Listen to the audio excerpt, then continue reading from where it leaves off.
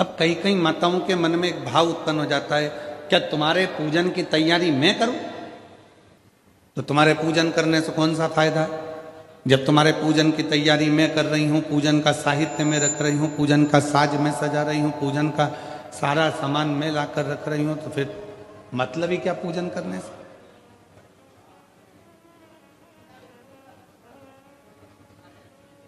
थोड़ा ध्यान देना महाराज। शिव पुराण की कथा चल रही है, या तुम्हारे घर में सत्यनारायण भगवान की कथा हो रही है, या तुम्हारे घर में कोई यज्ञ हो रहा है, या तुम्हारे घर में कोई नवरात्रे में माता रानी की ज्योत जली है, या तुम्हारे घर में कोई पूजन हो रही है, 3-4 देवरानी जेठानी हैं, 4-5 बहनें हैं, 4-5 देवरानी जेठानी हैं, और कोई एक जेठानी या देवरानी भगवान के पूजन का पूरा काम कर रही है, भगवान के पूजन की पूरी साज सजा रही है, भगवान के पूजन का पूरा सामान रख रही है, भगवान के पूजन का पूरा काम कर रही है। और एक देवरानी जेठानी ऐसी भी होगी जो आएगी, पूजन करेगी, चली जाएगी, भोजन करेगी, चली जाएगी, और एक पूरा काम कर रही है, भगवान की सेवा की तैयारी, सत्यनारायण जी की यज्ञ की तैयारी, कथा की तैयारी, सामग्री की तैयारी। तो निवेदन है मेरी जीजियों, कभी अपने मन में यह भाव मत लाना कि मैं पूरा काम करूं और मेरी जेठानी देवरानी तो आती है, खा पी के पूजन करके चली जाती है, फैलारा मुझे फैला उठाना पड़ता, काम मुझे करना पड़ता। ये कभी मन में मत लाओ, बल्कि भगवान को धन्यवाद दो कि इतनी देवरानी जेठानी में तूने अपनी सेवा के लिए मुझे चुनकर रखा है। ये तेरी उदारता, ये तेरी कृपा, ये तेरी दया।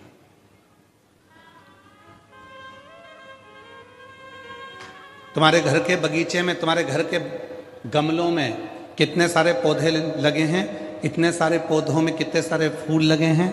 ईमानदारी से बोलना, तुम अगर फूल तोड़ती भी हो, फूल तुम चुनती भी हो, भगवान के लिए चुनो चाहे अपने लिए चुनो, अगर तुम फूल तोड़ती हो तो पूरे बगीचे का सबसे सुंदर जो फूल होता है, गुलाब का फूल खिला हुआ, कमल का फूल खिला हुआ, जो भगवान को देने के लिए या अपने लिए जो फूल तुम चुन रही हो, वो बगीचे का सबसे सुंदर फूल जो होता है, उसको तुम चुनती हो, उसको तुम चुनकर रखती हो, उसको तुम तोड़ती हो। उसी तरह पूरे परिवार में 4-5 देवरानी जेठानी ननंद ये वो, पूरे परिवार में इतने सारे लोग हैं, पर भगवान शंकर यदि तुम्हें शिव महापुराण की कथा में लेकर गए हैं, या भगवान के मंदिर तुम जा रही हो, या भगवान की सेवा तुम कर रही हो, या आराधना साधना तुम कर रही हो, तो समझ लेना कि परमात्मा ने भी पूरे घर के बगीचे में से जो सबसे सुंदर फूल था, वो तुम्हें अपने करीब में लेकर आए हैं,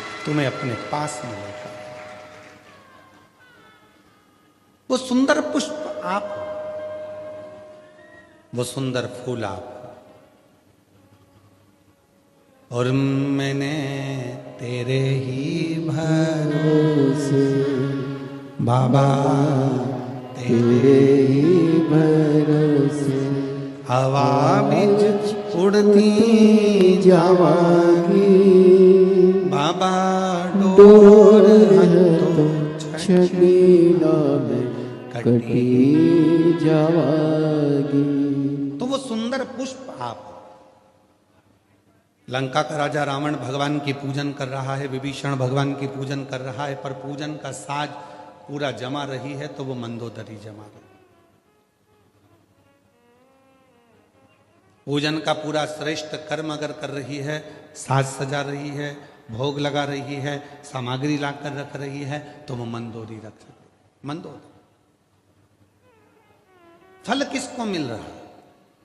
रावण पूजन कर रहा है, मंदोदरी ने सामान लाकर रखा है, तो रावण को पूजन का जितना फल मिलेगा, उसका 10वां अंश फल मंदोदरी को प्राप्त होगा, क्योंकि उसने पूजन का साहित्य।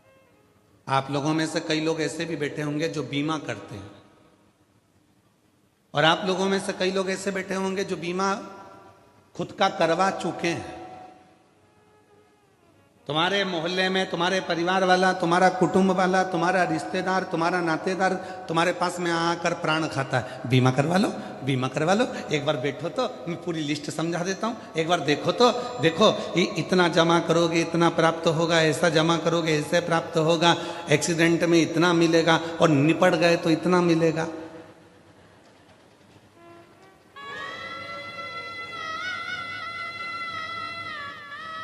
दुनिया में केवल एक बीमे वाला ही है जो तुम्हारे सामने तुम्हारे मरने की बात करता है।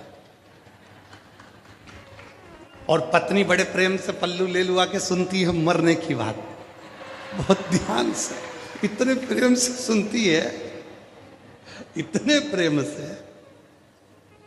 एक्सीडेंट में इतना मिलेगा और मान लो टिकट कट गया, चले गए तो इतना मिलेगा। और पत्नी बड़े प्रेम से सिर पे पल्लू, बस इतना ही, बस इतना ही। फिर बीमे वाला बोलता है नहीं नहीं भाभी जी ये तो अलग से है और ये ऐसा है। तो भाभी जी भी फिर सिर पे पल्लू लेके बोली हाँ अब ठीक है, अब ठीक।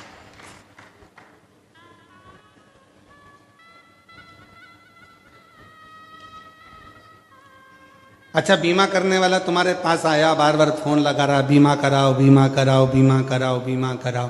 क्यों लगा रहा है? उसको क्या मिलना है? तुम अगर बीमा कराओगे बीमा कंपनी में पैसा जाएगा, पर जो एजेंट है उसको बीमा कराने का थोड़ा ना थोड़ा भाग प्राप्त हो जाए। उसी तरह भगवान की पूजन करने का अगर कोई पति से कह दिया मेरे पूजन के लिए सामान ला कर देना, सुनो बेटा मुझे पूजन के लिए फूल ला कर देना, भैया मुझे ये ला कर देना, और तुमने अगर वो ला कर दिया है तो तुम्हारी पत्नी, तुम्हारी बहन, तुम्हारी माँ जब पूजन करती है तो उसका एक अंश भाग जो उसकी पूजन का सामान लेकर आया है उसके खाते में पहुंच जाता है, उसका पुण्य पहुंच गया। और पुण्य उसके खाते में पहुंच गए।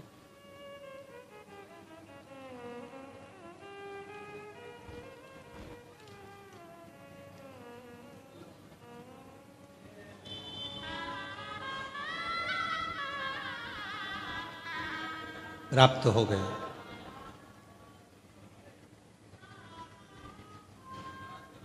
इसीलिए कहते हैं कथा में आया करो तो अपनी पड़ोसन का दरवाजा बजा कर आया करो। चल रही है क्या? कहाँ? अपने बड़ोदरा में कथा चल रही है। अच्छा, हाँ शिवपुराण की कथा, हाँ चल रही है क्या? वो आए चाहे ना आए, हो सकता है तुम्हारे बोलने से वो आ भी जाए। अगर वो आ गई, अड़ोसन पड़ोसन पीछे वाली धड़ोसन कोई भी अगर तुम्हारे साथ में चलकर कथा तक पहुंच गई है, उसके कथा सुनने का एक अंश फल तुम्हारे भाग्य में लिखा जाएगा कि तुम उसको लिखो, तुमने उसको प्रेरणा दी, तुमने उसको